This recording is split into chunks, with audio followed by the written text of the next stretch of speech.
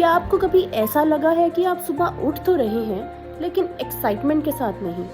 क्या कभी ऐसा लगा है कि दिन खत्म तो हो रहा है लेकिन पता नहीं चल रहा कि सिर्फ रूटीन पूरा कर रहे हैं या अपनी लाइफ जी रहे हैं? क्या आपने कभी सोचा है कि कुछ लोग 80-90 साल की उम्र में भी इतने एनर्जेटिक और एंथुसियास्टिक कैसे रहते हैं? और सबसे बड़ा सवाल, कल सुबह आप किस वजह से उठेंगे? नौकरी, पैसे, जिम्मेदारियां या एक किसी ऐसी चीज के लिए जिसे करने का आपका सच में मन करता है? अगर मैं आपसे कहूं कि दुनिया में एक ऐसी जगह है जहां लोग 90 से 100 साल की उम्र में भी सुबह उठने के लिए एक्साइटेड होते हैं, तो शायद आपको विश्वास ना हो, लेकिन जापान में ये कोई हैरानी की बात नहीं। जापान में एक शब्द है इकिगाई।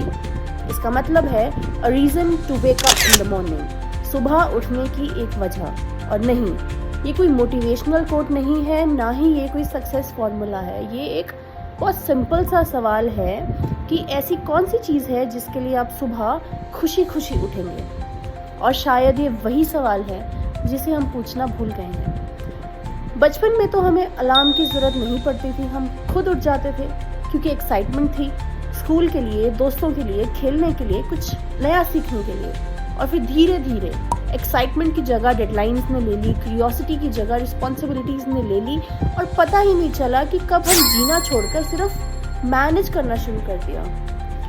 आपको पता है, जापान के ओकिनावा नाम के एक आइलैंड में दुनिया के सबसे ज़्यादा 100 साल से ऊपर के लोग रहते हैं। जब रिसर्चर्स ने उनसे पूछा कि आपकी लॉन्ग लाइफ का सीक्रेट क्या है, तो किसी ने नहीं कहा कि मेरा बैंक बैलेंस, किसी ने नहीं कहा मेरी लग्जरी कार, किसी ने ये कहा कि मेरा गार्डन, तो किसी ने कहा मेरे दोस्त, किसी ने कहा सुबह की चाय, और किसी ने कहा कि आज भी मेरे पास सुबह उठने की बहुत सी वजह हैं। और शायद इसी वजह से मैं आपको ये कहानी इन विजुअल्स के साथ सुना रही हूँ।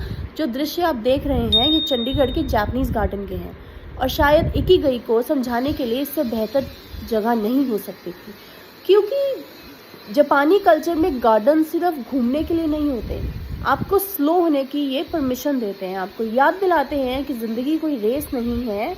और शायद हर चीज़ को जल्दी पाने की कोशिश में हम जीना भूल गए हैं। शायद हमारी सबसे बड़ी प्रॉब्लम यही है कि हम पर्पस को बहुत बड़ा बना देते हैं। हमें लगता है कि पर्पस का मतलब है दुनिया बदलना, करोड़पति बनना, कुछ एक्स्ट्रा ऑर्डिनरी करना। लेकिन जापान में एक शेफ़ 50 साल तक सुशी बनाते हैं और वही उसका इकिगाई है। एक माली 40 साल तक पौधे लगाते हैं और वही उसका इकिगाई है।